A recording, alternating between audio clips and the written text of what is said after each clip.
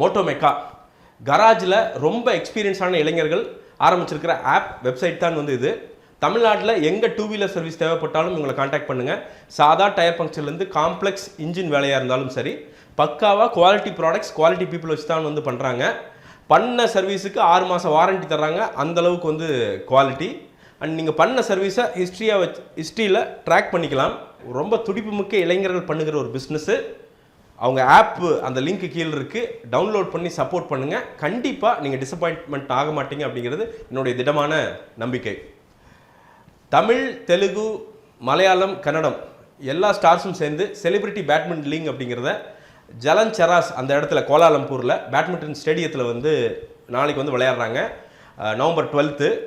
100 வெள்ளி தான் ticket rate. Ticket வாங்கணும்னா இந்த வெப்சைட்டில் வந்து வாங்குங்க. நம்ம செலிபிரிட்டிஸ் எல்லாம் விளையாடி ஜெயிக்கிறத கண்டு என்ஜாய் பண்ணுங்க மலேசிய தமிழ் மக்களே. அச்சம் என்பது மடமேடா. பேருக்கேற்ற மாதிரியே ஒரு படம். பயம் அப்படிங்கிறது வந்து கண்டு ஓடுற மனுஷன் கிடையாது, பயத்தை நோக்கி போய் அதை சால்வ் பண்ணுறவன் தான் வந்து மனுஷன் அப்படிங்கிற ஒரு விஷயத்தை உள்ளே கொண்டு வந்திருக்கிறது பியூட்டி. படத்துடைய ஃபஸ்ட் பாசிட்டிவ் அப்படிங்கிறது என்னென்னா, நிறைய இடத்துல பார்த்தீங்கன்னா ஒரு ஆணும் பெண்ணும் பழகுறாங்க, ட்ராவல் பண்ணுறாங்க, தனியாக ரூமில் இருக்காங்க, என்னென்னமோ காட்டுறாங்க. ஆனால் அது காட்டின விதம் அப்படிங்கிறது பியூட்டிஃபுல். ஒரு இடத்துல கூட ஸ்பீட் பிரேக்கர் வச்சு நம்மளை வந்து முகம் சுளிக்க வைக்காமல், இல்லை வந்து ஒரு ரூம்குள்ளே தனியாக இருக்கிறப்ப டபுள் மீனிங் பேசாமல், எதுவுமே இல்லாமல் ரொம்ப டீசெண்டாக அந்த ரிலேஷன்ஷிப்பை காட்டியிருக்கிற கௌதம் மேனன் அவர்களுக்கு வந்து வாழ்த்துக்கள். இந்த படத்துடைய முதல் ப்ளஸ் வந்து அதுதான். மஜிமா மோகன் அண்ட் எஸ்டிஆருடைய அந்த ரிலேஷன்ஷிப்பை பார்த்து நிறைய மெச்சூரான ஒரு ரிலேஷன்ஷிப்ஸ் எல்லாம் வந்து உருவாகிறதுக்கு வாய்ப்பு இருக்குது. அதற்கு வந்து கண்டிப்பாக வந்து டைரக்டர்களுக்கு வந்து வாழ்த்துக்கள். இரண்டாவது வாழ்த்து கண்டிப்பாக சிம்புவுக்கு தான். என்ன ஒவ்வொரு இடத்துல பார்த்தீங்கன்னா கொஞ்சம் பல்காக கொஞ்சம் ஒல்லி அப்படி மாறி மாறி அந்த ஷேடாக வர்றாரு, கொஞ்சம் நமக்கு வந்து முகசுளிப்பை ஏற்படுத்துது. அதை தவிர Simbu was an actor perform பண்ணியிருக்கிறது ரொம்ப வருஷம் கழிச்சு இந்த படத்தில் அப்படின்னு சொல்லலாம். Full fledged performance. First half அப்படிங்கிறது பார்த்தீங்கன்னா ரொமான்டிக்காக நிறைய விஷயங்கள் பண்ணிவிட்டு, செகண்ட் ஆஃப் அப்படிங்கிறது அப்படியே பார்த்தீங்கன்னா ஆக்ஷன் ஓரியன்டாக நிறைய பஞ்ச் டைலாக்லாம் பேசிக்கிட்டு, ஐ மீன் கையில் கட்டமெல்லாம் போடல, ஆனாலும் பேசுகிறாரு. ஸோ இந்த மாதிரி இந்த வேரியேஷன் அப்படிங்கிறது வந்து சிம்பு அழகாக வந்து காட்டியிருக்காரு. என்ன இன்னும் கொஞ்சம் உடம்புல வந்து ஒரு கொஞ்சம் இது சிரத்தை எடுக்கணும். ஏன்னா எவ்வளோ அவர் லுக்ஸுக்காண்டே பேசப்பட்ட ஒரு நடிகர். ஸோ அதை மட்டும் கொஞ்சம் சிரத்தை எடுத்துக்கணும் அப்படிங்கிறது என்னுடைய தாழ்மையான வேண்டுகோள். மற்றபடி சிம்பு வாஸ் அன் ஆக்டர் சூப்பராக வந்து பெர்ஃபார்ம் பண்ணியிருக்க படம் தான் இது. மூணாவது பாசிட்டிவ் ஏஆர் ரஹ்மானுடைய இசை. அதாவது ஃபஸ்ட் ஹாஃபில் தான் கிட்டத்தட்ட எல்லா பாட்டும் உள்ளே வந்துட்டு போயிருதுங்க. ஃபஸ்ட் ஹாஃப் அப்படிங்கிறது ஒரு ட்ரீம் சீக்வன்ஸ் மாதிரி நம்ம உட்காந்து அப்படியே பார்த்துட்டு இருக்கோம். அந்த அளவுக்கு வந்து ஒரு பாட்டு விட்டால் ஒரு பாட்டு, அப்பா இது போதுமா, இது போதுமா, இன்னும் கொஞ்சம் வேணுமா அப்படின்ட்டு ரஹ்மான் கேட்குற மாதிரி தான் வந்து இருக்குது. அவ்வளோ பியூட்டிஃபுல்லாக வந்து பாடல்கள் அப்படியே லைனாக வருது.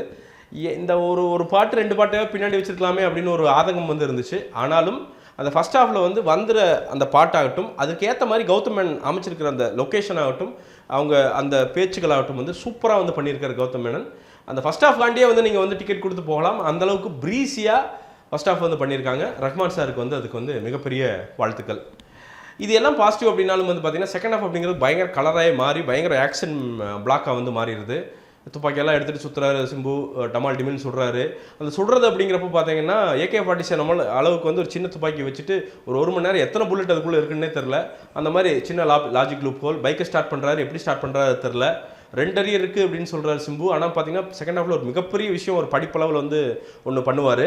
அது எப்படி அப்படிங்கிறதும் வந்து கொஞ்சம் ஓகே இது நடக்கலாம், ஆனால் என்னது இப்படியும் நடக்குமா அப்படிங்கிற ஒரு யோசனையை வந்து வர வச்சிடறாங்க. இதெல்லாம் தான் கொஞ்சம் லாஜிக் லூப் ஹோல்ஸு.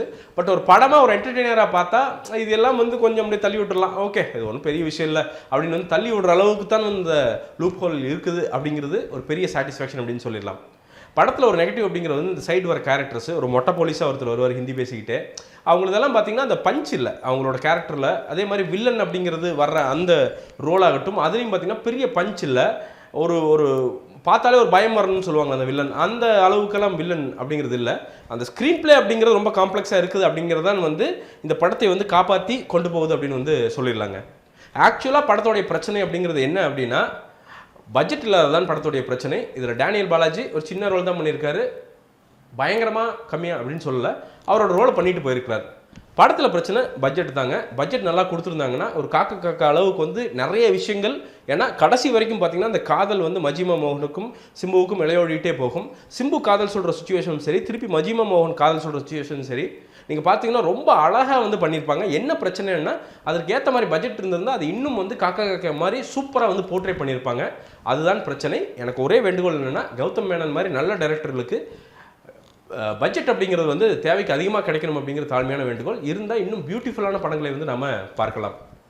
மற்றபடி இந்த சின்ன சின்ன விஷயங்கள்லாம் விட்டுட்டிங்க அப்படின்னா ஒரு ஃபேமிலியோடு போய் உட்காந்து எந்த ஒரு பயங்கர முகசொலிப்பும் இல்லாமல் அழகாக ஒரு தாட்டு பார்த்துட்டு வரக்கூடிய படம் தான் வந்து இந்த அச்சம் என்பது மடமையடா. கண்டிப்பாக சிம்புவுக்கு ரீசன்ட் பெஸ்ட் அப்படின்னா இந்த படம் அப்படிங்கிறது எனக்கு எந்த சந்தேகமே கிடையாதுங்க. இந்த அச்சம் என்பது மடமையடாக்கு என்னுடைய மார்க் அப்படிங்கிறது வந்து கண்டிப்பாக 3.25 தருவேன். அந்த 0.25 அப்படிங்கிறது இந்த படத்தில் இருக்க இந்த டீசன்சி அப்படிங்கிறதுக்காண்டியே வந்து தரேங்க. இந்த படத்திற்கு என்னுடைய சினிபி ரேட்டிங் அப்படிங்கிறது வந்து இந்த இங்கே இருக்குது. நீங்களும் போய் சினிபியில் வந்து ரேட் பண்ணலாம். என்னுடைய இந்த விமர்சனம் உங்களுக்கு பிடிச்சிருந்துச்சுன்னா கீழே லைக் பட்டன் இருக்குது, லைக் பண்ணுங்கள்.